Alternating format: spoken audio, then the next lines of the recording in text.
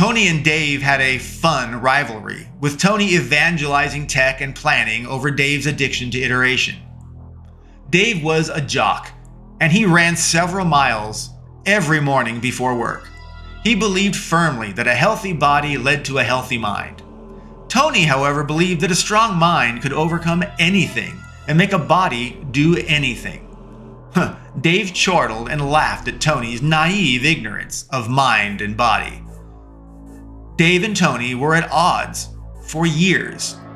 One day, though, they decided to have a spring event and a race around a field track. Dave told Tony that he needed to only run half the distance that Dave himself would run, and that Dave would still consider Dave the winner. But otherwise, Dave proclaimed that he would be the winner. So Tony had to run half the distance that Dave had to run, and Tony would win. And so they raced, and Dave finished first, running twice the distance as Tony. But the race was about completion, not speed. If Tony could still finish half the distance that Dave ran, Dave would concede the victory still to Tony. Tony ran and he jogged and he barely walked a stagger trot to the end. He collapsed. He could not overcome his body with his mind. His body was spent 2 times over.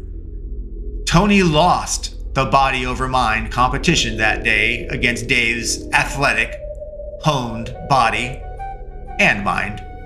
Mind over body is not necessarily true. There are realities. During the race competition by Tony and Dave, a big red fire engine blared its klaxon alarms as it pulled up onto the field and onto the grass. It was an emergency. On top of the fire engine was John Schappert. EA Canada's CEO was riding on top of a giant red fire truck, and there with his megaphone screaming, "Who is going to win? Mind over body? Tony or athlete Dave? We are here to pick up anyone that dies on the field." It was a grandiose way for John Schappert to both participate and genuinely provide emergency medical assistance should one of them, Tony, have a medical emergency. Tony may have been close to an emergency, but he was okay after 15 minutes of rest and recovery in the shade and hydration. Possibly due to his old school video game background, or maybe because he loved games that overcame the dependence on Hollywood-style licenses and cinematics, that relied heavily on those sizzling special effects to carry them. Games back in the day had to be fun, in the moment, and keep stimulating dopamine releases for accomplishment and achievement and discovery. John Schappert grew up on a diet of real games that offered core play mechanics that were fun unto themselves. He loved games that were genuinely fun and addictive. He liked games that were developed in the traditional Japanese video game design approach. Japanese game development had a reputation for being different than Western culture game development.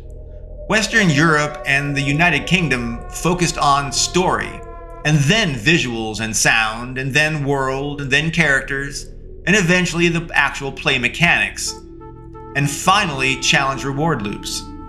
Conversely, Japanese game development focused on the opposite order. Play mechanics were everything. Then, once you were having a really fun experience just doing something, they added challenge reward loops. Then they added world level interactions, then characters, then story, then visuals, then sound and music. Japanese style development typically started with the core play mechanic. It had to be intuitive, quick to learn, initially punishing, but highly rewarding on mastery, and not require any opposing forces, or sound, or music, or fancy graphics to be successful. The core mechanic had to be a nugget of pure gameplay fun magic.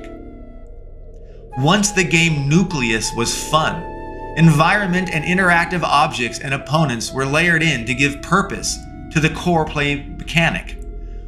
Once it was fun to move about and do things in a world, characters, people, animals, critters that engage with the player were added to give larger quests and missions and purpose. Then they would add an overarching story arc to justify the game setting of goals and missions. And finally, they integrate sound and music and pretty graphics. Then they tune and balance and refine the game to maximize its addiction, challenge reward cycles, and provide memorable, shareable water cooler playground bragging moments. American and Western European game development seem to believe that people buy and play games based on the story and the characters, whereas Japanese game development seem to believe that people buy and play games for in-the-moment action play. I always preferred the Japanese style of game development myself, because I felt that players spent 99% of their time or more just doing the play mechanics. And I believe that they skip the movies and all those non-interactive sequences. They just were not important. The game mechanics were everything. Now, I do have to admit that I was not always the best at achieving the most balanced and immersive game designs myself. Usually that was the result of publishers limiting me. As an example, Escape from Hell was originally a 5.25-inch floppy disk game, spanning 4 discs, but EA reduced it to 2 floppy disks when the new high-density 3.5-inch floppy disks were released and rising in computer popularity. EA decided they had to pack both 3.5-inch and 5.25-inch discs in the retail box because they did not know what computer drive people might have. They could not rely on one type of drive. And so, EA decided to manage their cost of goods and reduced my 4-disc game to 2 discs so that they could have an additional 1-disc 3.5-inch because it contained twice the size of data as the 5.25. I had to introduce crazy compression still and dramatically reduce Hell's scope. Hell fell from 9 circles of hell per Dante to 3 levels of hell. And correspondingly, huge legions of demons and hordes of the damned were released from their torment. They no longer had to serve hell. Publishers approved games based on previous versions of the game. Sequels were safer bets. But they invested in original games too. Publishers rarely approved games based on core mechanics or gameplay. They usually made decisions on what games they would fund based on the game's world setting, its vision for story and characters. Graphics and sound and music were assumed to be good in the final game, and engineering was likewise presumed to just work out. Technical directors, or TDs, and technical art directors, TADs, and producers were publisher staff to direct and help developers succeed. They were insurance policies to fix ailing projects that went off the rails. Technical directors and technical art directors were the engineering fire marshals at preventing fires, and they would become firefighters to put them out should they start. Producers were the game experience design marshals. There were similar roles for art and audio creation and composition.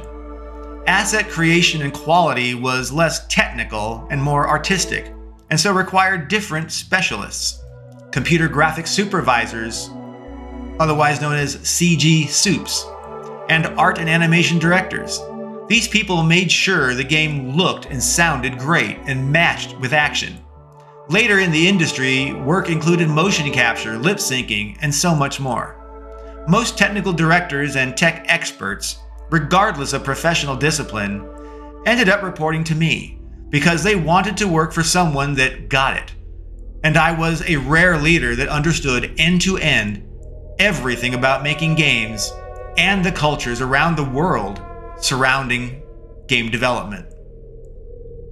Decades later, in EA, John Schappert had heard of one of our Fusion engineers developing an old-school Super Nintendo Entertainment System (SNES) emulator to run on the Sony PlayStation Portable (PSP). John decided that EA should publish a collection of classic games on the PlayStation Portable.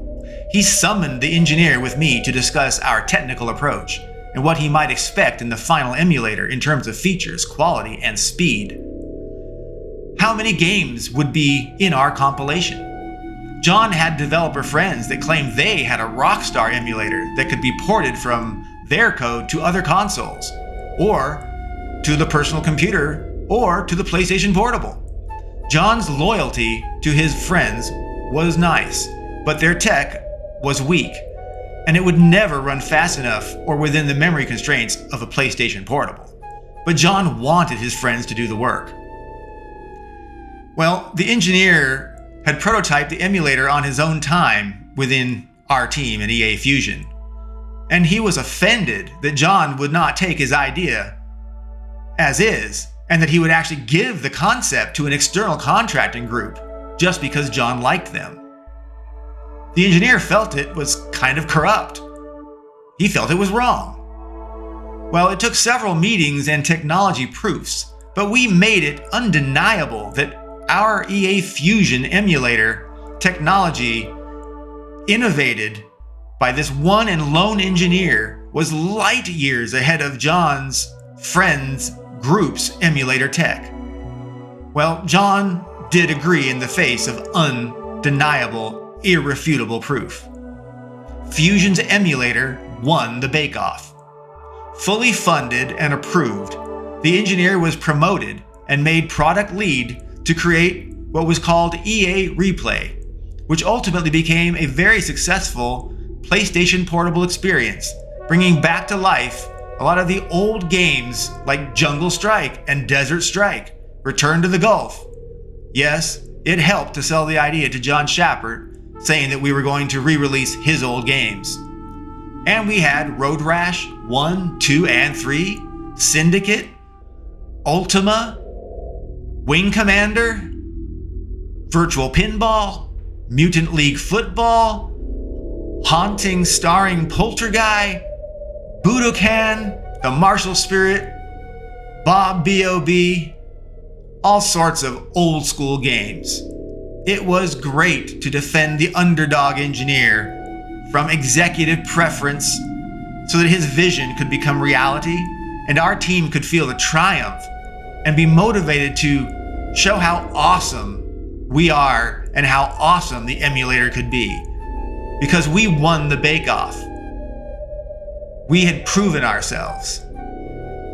Reflecting on the wild ride of leaving the United States to work for a foreign company, EA Fusion, albeit only in Canada, neighboring the United States, it was enlightening and terrifying.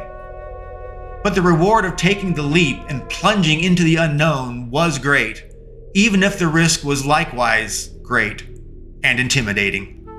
I had to conclude in the end, you have to take risks to achieve great things. And my career in EA proves it was the right decision. I took the right risks.